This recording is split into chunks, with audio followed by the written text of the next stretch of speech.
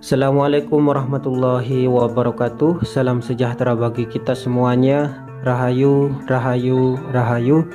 Sahabat Indah Channel TV, semoga kita semua sehat selalu dan dilancarkan segala urusannya oleh Tuhan Yang Maha Kuasa. Amin, Allahumma amin.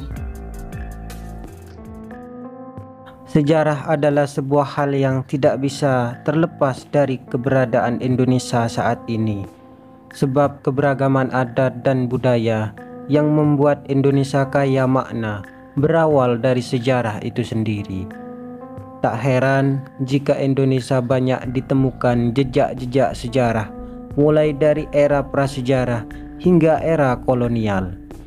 Di video kali ini saya coba angkat sejarah lokal yang berasal dari Pasuruan bagian timur, tepatnya Dusun Sumber, Desa Wudgalih, Kecamatan Nguling, Kabupaten Pasuruan, Jawa Timur, Indonesia Raya.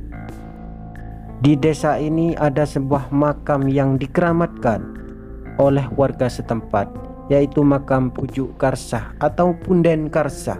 Seperti apa sejarahnya, seperti apa ceritanya, ikuti terus di Indah Channel TV. Menurut Cak No sebagai juru kunci, Pujuk Karsah berasal dari Pulau Madura, yang diperkirakan sudah ada sejak zaman kerajaan Mataram Islam dan termasuk salah satu tokoh penting di masa itu. Kalau dilihat dari batu nisan yang ada pada Pujuk Karsah atau Punden Karsah, terbuat dari batu karang putih dengan ukiran yang menarik atau dikenal dengan sebutan Jirat Amangkuratan yang berasal dari kerajaan Mataram Islam. Mohon dikoreksi jika salah sobatku. Makam sepasang suami istri ini dikenal oleh masyarakat setempat dengan sebutan makam Pujuk Karsah atau Punden Karsah. Makam tanpa cungkup ini memiliki cerita mistik yang berkembang di masyarakat setempat. Diyakini jika ada burung yang terbang tepat di atas makam, maka burung itu akan jatuh. Pernah juga ada kisah nyata, warga setempat mengambil cabang kayu asam yang ada di tempat Pujuk Karsah ini, lalu dibawa pulang. Sesampainya di rumah, ketika melempar kayu, sapi pemilik warga itu langsung roboh selama 10 hari. Ada tetangga yang mendapatkan isyarah menyuruh mengembalikan kayu asam tersebut, dan ajaibnya sapi itu langsung bangun setelah kayu itu dikembalikan. Di sisi sebelah selatan dari makam Pujuk Karsah ada sebuah pohon asam yang berdiameter cukup besar yang diperkirakan sudah berumur ratusan tahun. Tapi yang menarik di sini adalah sebenarnya yang besar ini adalah cabang atau tunas baru dari pohon asam yang utama. Pohon asam yang utama itu ada di sisi sebelah barat ini, yang bagian kecil ini adalah pohon yang utama, sedangkan yang berdiameter besar ini adalah tunas dari pohon asam ini. Ya, saya akan menanyakan kepada Cak No pengalaman selama merawat atau menjadi juru kunci di Pujuk Karsah. Cak, selama sampai merawat Pujuk Karsah ini, Cak, apa Cak? Pengalaman apa? Beri pusaka atau ada lemah gitu?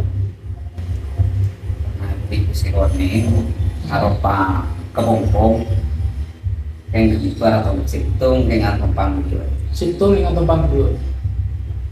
Jadi seroy kata empok semalam tujuh nang bisa ini sampai kulak pun beli boleh bukit pakun lada. Tengok aroma saya bekel kok ngocak ke babu juga kok mak joko coba bujuk jadi kok.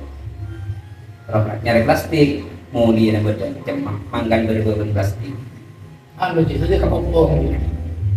Terus Dia ngarah terus gitu mulai. Tiga mare maghrib mulai entang sepopon mandi. Jadi ini bosan di bawah. Jangan dia nepel kok laku ini, nepel kok nih kan. Nepel janji. kanting malam atas ada tangin baju yang meninding kaki cong Remeh peja. ke cong mau makan dah tak ada Anu kita ada, saja pong kita ada. kotak pakai elang Langsung elang dia. Mari mempe langsung elang dia. Ya, ada salah satu pengalaman Cakno selama menjaga atau menjadi juru kunci.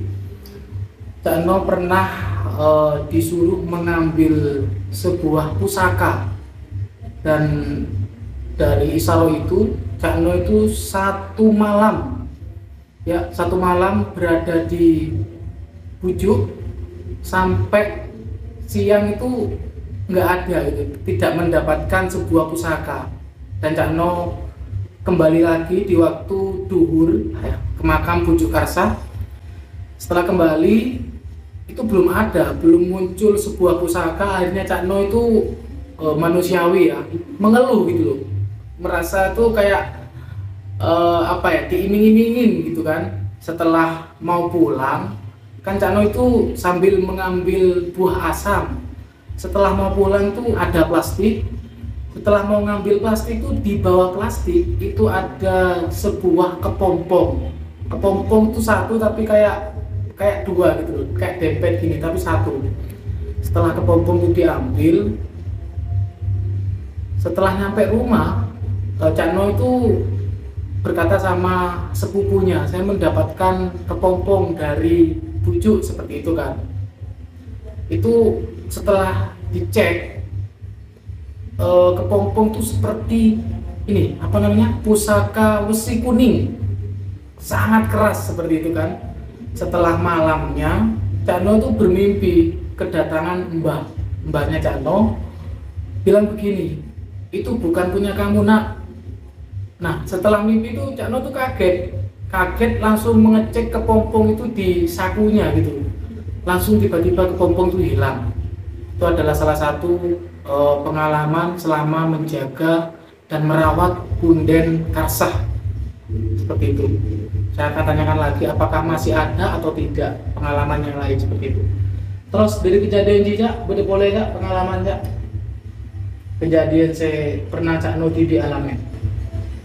ya beda pusaka aku bikin lebangan aja kok taruh bikinan pangan Joko Taru, sedap bikin sedat ya. Terus kalah beda sempat kalah gitu ya.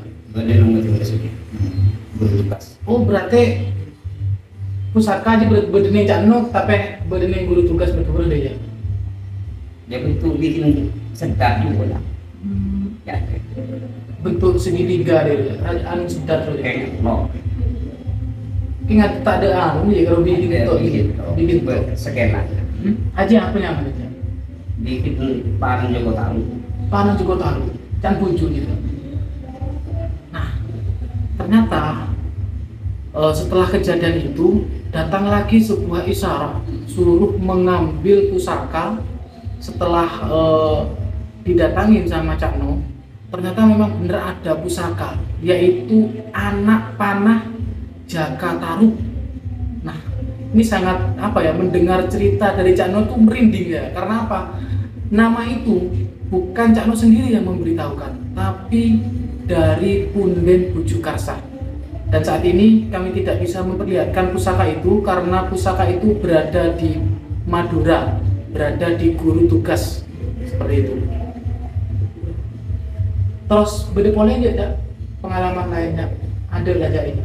Berarti sampean diberi anak panah pusaka Jaka Tarub juga.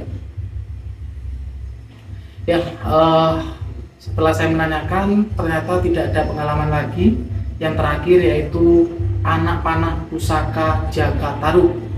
Ya, mungkin cukup sampai di sini dulu perjalanan kita kali ini. Semoga tayangan ini bermanfaat bagi kita semua. Salam budaya, salam sejarah. Wassalamualaikum warahmatullahi wabarakatuh. Rahayu, rahayu, rahayu.